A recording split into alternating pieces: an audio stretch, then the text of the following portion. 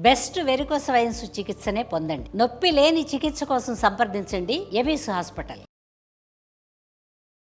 నమస్తే రమ్మగారు. నమస్తే జయ. విక్రమ బేతాల కథలు. వాళ్ళకి వెరైటీ కథ చెప్తాం. ఓకే. పట్టువదలని విక్రమార్కుడు మళ్ళీ శ్మశానం లోపలికి నడిచాడు. శవాన్ని భుజం మీద వేసుకున్నాడు, నడుస్తున్నాడు. బేతాళుడు, నీకు ఓపిక మెచ్చుకుంటున్నావు, నీకు ఒక మంచి కథ చెప్తా, మార్గాయాసం తెలియకుండా వినమన్నాడు. వింటున్నాడు. వింటుంటే ఏమైందట, పూర్వం ఒక నగరంలో హిరణ్యగుప్తుడని ఒక వ్యాపారస్తుడు ఉండేవాడు. చాలా పెద్ద బిజినెస్. కానీ ఇతను మంచి జాలి. అతనికి అందరికీ అప్పులు పెట్టేవాడు. అప్పులు వెనక్కి తీసుకునేవాడు కాదు. ఎవరైనా డబ్బులు ఇస్తే అవి సరిగ్గా చూసుకునేవాడు కాదు. ఆ ఊళ్ళో అలకాపురి, ఆ నగరంలో ఎన్ని పూటా నాణ్యాలు ఉంటాయి పడని అంటే చెల్లని కాసులన్నీ ఈయన గల్లాపెట్టలోనే ఉండేవి. భార్య ఎప్పుడు తిట్టేది, ఏం బిజినెస్ ఉంది ఇది, అప్పులు కోకొల్లలుగా పెరిగిపోతున్నాయి, సంపాదన ఏమీ లేదు, కుటుంబం ఇంతమంది పిల్లలు, వీళ్ళంతా ఎటా పైకి వస్తారు, నువ్వు నీ దిక్మాల వ్యాపారమును నీ జాలి, ఎవరైనా చిన్నపిల్లలు వస్తే వాళ్ళ చేతిలో ఏమైనా పెట్టకుండా ఉండేవాడు కాదు. తూకం తక్కువ తూచడం అతని వల్ల కాదు. రేటు 10 రూపాయలు పెంచడం అతనికి చేత కాదు. వ్యాపారానికి పనికిరాడు. కానీ వాళ్ళది ఇంటి వ్యాపారం, ఫ్యామిలీ బిజినెస్, చేసి తీరాలి. అట్టా నడుస్తూ ఉండేది. ఒకనాడు ఏమైంది, ఎవరో బంగారు కాసు బదులు ఇత్తడి కాసు ఇచ్చారు. ఆ గల్లా పెట్టెలో ఇత్తడి కాసు చూసేసరికి కల్లా వాళ్ళ ఆవిడ భద్రకాళి అవతారం ఎత్తేసింది. ఆ పూట, నీ అంత చేతకాని వాడివి నువ్వే, పనికి మాలిన వాడివి, ఇంకా ఎన్ని ఇత్తడి కాసులు చచ్చినాయో అందులో, నువ్వు పిల్లలకి పెళ్ళేం చేస్తావు, పెద్ద పిల్లలకి వ్యాపారాలు ఏం పెట్టిస్తావు, నువ్వు పనికి రావు, అది రావు, ఇది రావు అని నానా తిట్లు తిట్టిపోతుంది. యథాశక్తి కొడుకులు కూతుళ్ళు కూడా నువ్వు తిట్లు తిట్టారు నాన్నని. హిరణ్యగుప్తుడికి తనంటే తనే విరక్తి పుట్టింది. నేను వ్యాపారస్తుడిని, వ్యాపారం చేస్తే జాలేస్తుంది వాళ్ళని చూస్తే, నాకు డబ్బులు లేవండి అంటారు. అన్నం లేకుండా ఏముంటారు, ఏదో మనమంతా ఇంటికి అతను ఇస్తే, ఒకడికి ఇస్తే సరే, 100 మందికి అలాగే ఇస్తుంటే మన పని ఇంతే కదా. కానీ ఆ ఇత్తడి కాసును చూస్తే ఆయన కొళ్ళు మండిపోయింది. బంగారపు కాసని ఇత్తడి కాసు నమ్మించి ఇచ్చేశారు. ఈ కాసు ఎవడిచ్చాడో వాడి సంగతి చెప్తానన్నాడు.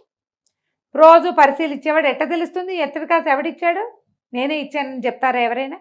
అయితే ఈయనకి ఏమనిపించింది, ఆ కాసు ఎవరిచ్చారో తెలుసుకోవాలి. ఆ ఊళ్ళో ఒక భేతాళ మాంత్రికుడు ఉండేవాడు. ఆ భేతాళ మాంత్రికుడి దగ్గరికి వెళ్ళాడు. మాంత్రికుడి దగ్గరికి వెళ్ళి ఆ ఇత్తడి కాసు చూపించి, మరి ఈ కాసు ఎవడిచ్చాడో తెలియాలి నాకు, వాడు అంతు చూడాలనుకుంటున్నానని చెప్పాడు. చెప్పేసరికల్లా ఆయన అన్నాడు, కాసు సంగతి సరేరా, ఈ జబ్బుతో ఎట్ట బతుకుతావు నువ్వు అన్నాడు ఆయన. ఏం జబ్బు, నాకేం జబ్బు లేదు అన్నాడు. అట్టా కాదు, ఎవరైనా నీ దగ్గరికి డబ్బులు వచ్చారనుకో, వాళ్ళని చూస్తే నీకు జాలేస్తుందా అని అడిగాడు. జాలేస్తుంది. ఊరికే ఇచ్చేస్తావు కదా అన్నాడు. ఊరికే ఇచ్చేస్తాను. అదేరా జబ్బు, ఎవరినైనా చూసి మనసు కరిగి నీరే ప్రవహించడం అనేది ఒక జబ్బు. ఆ జబ్బుతోటి వ్యాపారస్తులకు ఉండకూడదు అది. అరట అది ఎట్టా పోగొట్టుకోనండి, నా గుణం అండి అన్నాడు. గుణం కాదది, నీ జబ్బు. ఓ పని చేయి, నీ అంతరాత్మని నా పరం చేయి.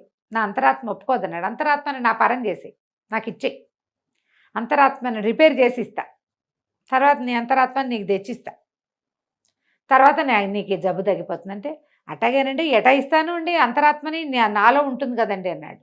నువ్వు ఉండు, నేను తీసుకుంటాను, నువ్వు ఒప్పుకున్నావు కదా, నీ అంతరాత్మని నాకు ఇస్తున్నానని మాట ఇవ్వు, నేనే తీసుకుంటా అన్నాడు భేతాళ మంత్రికుడు.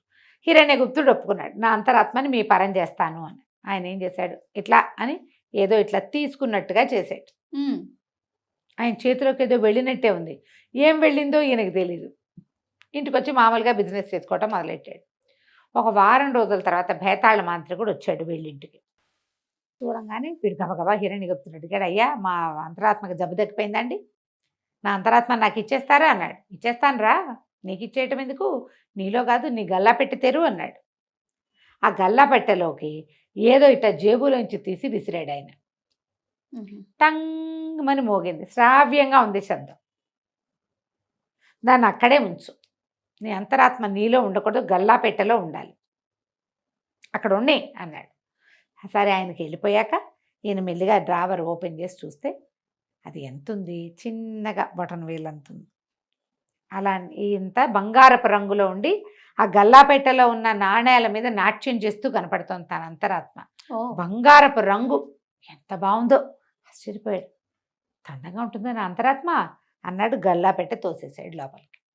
ఇక ఆ రోజు నుంచి ఆయన వ్యాపారం మామూలుగా లేదు. చచ్చిన పిల్లికి బిచ్చం పెట్టేవాడు కాదు. వ్యాపారం బాగుంది, బ్రహ్మాండంగా పిల్లికి బిచ్చం పెట్టేవాడు కాదు. ఎవ్వరికి అరువివల. 3 పూలు 36 కాయలు. ప్రతిదీ చూసుకోవటం. ₹1 తక్కువ వస్తే రూపాయి ఇస్తే గాని సరుకు కదలదు. అంతకుముందు ఏం చేసేవాడు, ₹10కి ₹9 ఇచ్చినా ఒప్పుకునేవాడు. ఇప్పుడు ఒప్పుకోవట్లేదు. ఆహా, ఒప్పుకోకుండా క్రమంగా రోజులు గడిచే కొందుకు ఏమైంది, ఈయన అంతరాత్మ పెరిగిపోయింది. ఆ గల్లాపెట్లో పట్టటలా. అక్కడి నుంచి ఏం చేశాడు, పక్కన సరుకుల కొట్టు ఉంటుంది కదా, ఒక కొట్టులో ఈ అంతరాత్మని తీసుకెళ్ళి పెట్టాడు. అది ఇంచుమించుగా కొట్టంత ప్రమాణము పెరిగింది. ఉమ్. అక్కడే ఎగురుతూ ఉండేది. ఈయనకి ఎంత సంపాదన వచ్చిందో, తోటలు, దొడ్లు, మేడలు, ఇళ్ళు, వాకిళ్ళు ఎన్ని కొన్నాడో. వస్తూనే ఉంది. వస్తూనే ఉంది. భార్య, పిల్లలు చాలా సంతోషంగా ఉండేవాళ్ళు. ఇంత సంతోషించారు. మరి ఇంత బిజినెస్ పెరిగి డబ్బు వస్తే ఫ్యామిలీ సంతోషిస్తుంది కాదు. అంతే కదా. ఈయన మహాకటికవాడని పేరు తెచ్చుకున్నాడు. అయితే ఈయన ఏం చేశాడు, ఒకనాడు ఈయనకి 80 ఏళ్ళు వచ్చాక ఒకసారి అంతరాత్మ ఎట్టా ఉందో చూద్దామని తలుపు తీశాడు. తీస్తే అంతరాత్మ బంగారపు రంగులో నాట్యం చేస్తూ కనపడేది. పరమ వికృతమైన స్వరూపంలో దర్శనమిచ్చింది. మన అంతరాత్మ అంత వికారంగా ఉంటుందని ఆయన అనుకోలే. పాపం ఏం చేశాడు, ఏడుస్తూ బయటకు వచ్చాడు. ఇక జబ్బున పడిపోయాడు. 80 ఏళ్ళు వచ్చేసినాయి. జబ్బున పడి ఏడుస్తూ ఉండేవాడు.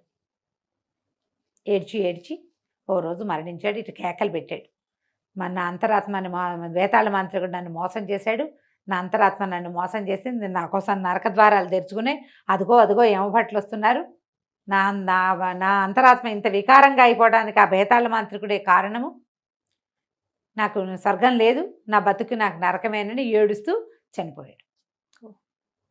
ఈ కథ చెప్పాడు బేతాళుడు విక్రమార్కుడు. ఇప్పుడు అడిగాడు, విక్రమార్క, ఎందుకు ఇంత దుఃఖపడ్డాడు హిరణ్యగుప్తుడు? అతని అంతరాత్మ అలా ఎందుకు అయిపోయింది? బేతాళ మాంత్రికుడు నిజంగా మోసం చేశాడా అని. అయితే విక్రమార్కుడు అన్నాడు, బేతాళ మాంత్రికుడు ఏం చేయలే, అతను చెప్పిందే చేశాడు. ఇతరులను చూసి జాలి పడిపోయే గుణం ఉన్న హిరణ్యగుప్తుడి అంతరాత్మకి జాలి పడకూడదని నేర్పించి పంపించాడు అంతే. చెప్పింది చేశాడు.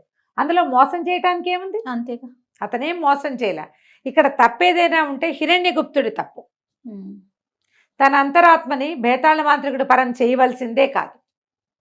ఎవడి అంతరాత్మని వాడు బాగు చేసుకోవాలి. నీ బుద్ధిని ఇతరుల పరం చేస్తే ఇతరుల రకంగా అవుతావు నువ్వు. అంతే అంతే కదా.